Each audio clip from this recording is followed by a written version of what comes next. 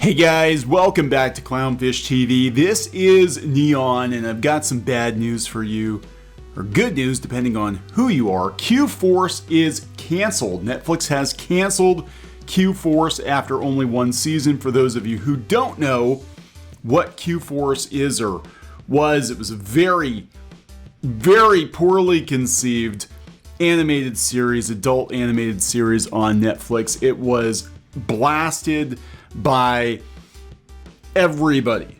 Like, it was supposed to be a show for diversity and representation, but the people that they wanted to represent were offended by the stereotypes. The show had like a 29% on Rotten Tomatoes. Again, this is part of the culling of animation, I think, at Netflix. Netflix not in a very good place right now. They're losing subscribers.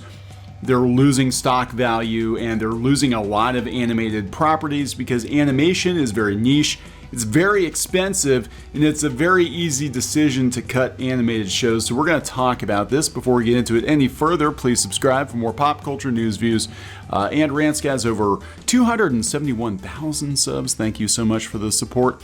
Geeky is going to be sending the next couple of videos out. She's with family right now, so you're stuck with me. So let's talk about this. What's on Netflix? QForce canceled. Canceled at Netflix after only one season.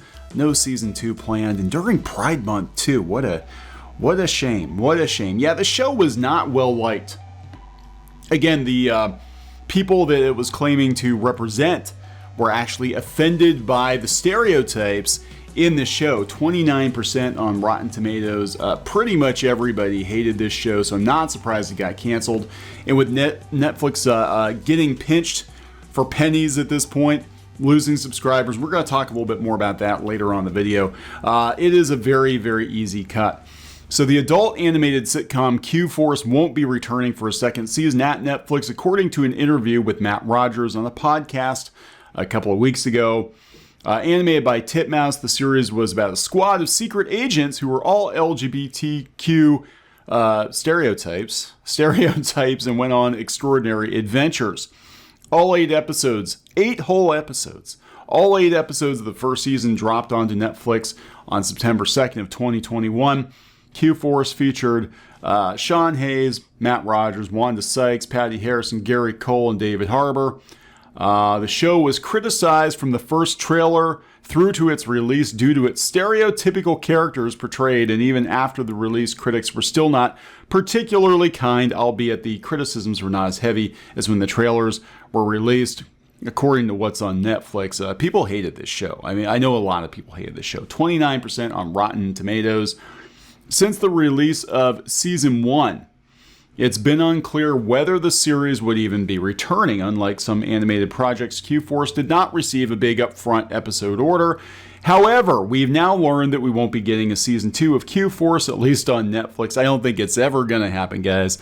I don't think it's ever going to happen. Speaking on the podcast Attitudes on May 5th, Matt Rogers, who served as one of the writers, and the voice of Twink, the master of drag, on the show. Wow.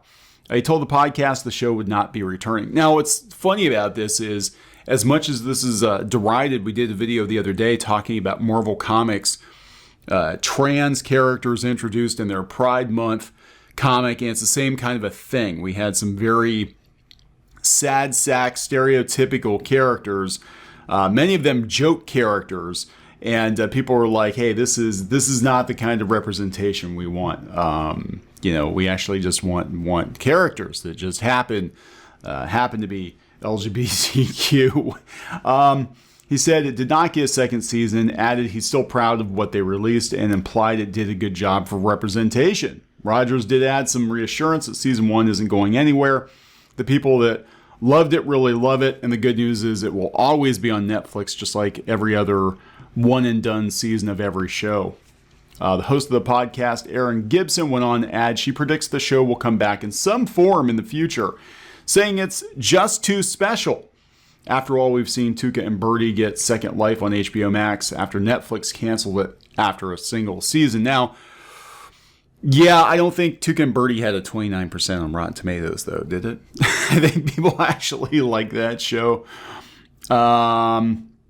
Yeah, so they're talking about how other shows are being canceled and some are already being eyed for cancellation. Dead End Paranormal Park. I know they were trying to drum up some interest on Twitter. They're like, hey, everybody watch this show because you need to watch this show.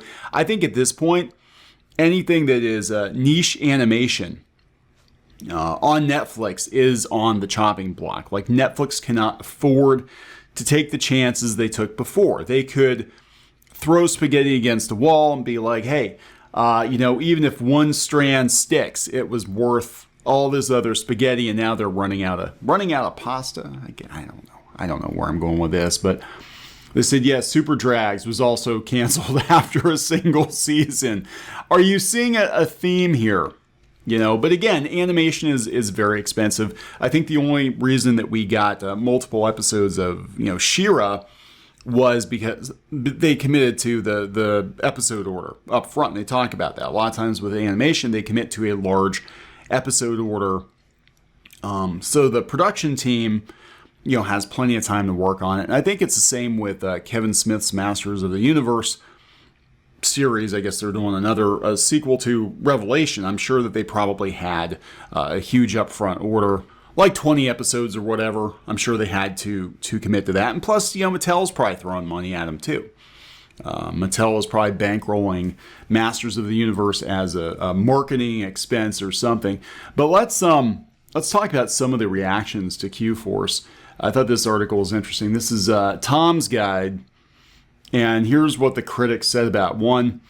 They said it's 29% on Rotten Tomatoes, and it also had 6.4 out of 10 on IMDb. But here's some of the critical reactions to this. Michael Blackman from BuzzFeed gave the animated series a fairly negative appraisal, saying, weighed down by derivative characters and dull gags about queerness, QForce is a hit or miss. The Guardian, these are outlets that should love it, right? The Guardian was even harsher, giving the show a 2 out of 5, saying its biggest problem is how it's not particularly funny, while making unflattering comparisons to better written adult animated shows. She concluded in its opening episodes, you can see the jokes coming a mile away, and it left me thinking that the animation and comedy are all much more sophisticated now. The reviews weren't universally negative. Somebody at RogerEbert.com said a few too many of the jokes are dated and easy, although the show leans so far into its cheesy sense of humor, it becomes increasingly likable as the show goes on. Most people check out after one episode, though. So let's talk about this. They're like, why was it canceled? Why was it canceled? Well, Netflix is running out of money.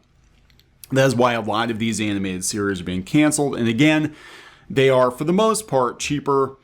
It's cheaper to produce live action series than it is to produce animated content. And they can flip it faster. You can flip a live action show faster than you can something that's animated that could take a couple of years to produce. So Vox had an article on why they split Stranger Things Season 4 into 2 parts, and it's about subscriber retention, which I think most people probably figured out. If they dumped all of Stranger Things Season 4 at the same time, people would have watched it in a weekend, canceled their Netflix. This way, they got to keep their Netflix for another month. And Disney Plus is smart in that regard, that they serialize their shows just like it would be on broadcast television. So people, if you want to watch Kenobi, I don't know why the hell you'd want to watch Kenobi, but if you want to watch Kenobi, you've got to keep your Disney Plus for a couple of months. So this is coming from Vox. Here's why Netflix made you wait a month to watch the rest of Stranger Things. They said they spend $17 billion a year on new TV shows and movies, but its newest customers don't think they're getting their money's worth. New data shows that Netflix subscribers are more likely to bail on the subscription service in the first month than are subscribers of any streaming competitor. That's a new development. It syncs with Netflix's stunning news this spring that it lost 200,000 subscribers in the first 3 months and expects to lose another 2 million in the second quarter of the year. Those are the first subscriber losses the company has posted in a decade, and the results have led to a huge drop in stock price, a scramble to find answers, and a fair degree of schadenfreude. Again, people aren't watching the content. There are a couple shows that Netflix has that are, big hits, Stranger Things and Squid Game and Bridgerton and whatever. But they really don't have a lot. People used to subscribe to Netflix because it was everything in one bucket. Every major show you wanted to watch, every classic movie you wanted to watch. Now, all these studios have taken their balls and gone home and started their own streaming services, and now they're all cannibalizing each other, and Netflix is still like the most expensive, or one of the most expensive, and it doesn't really have a lot of bang for your buck. Instead, you get shit like QForce, So anyway, I'm going to wrap this up. Please subscribe for more pop culture news, views, and rants, guys. We'll talk later.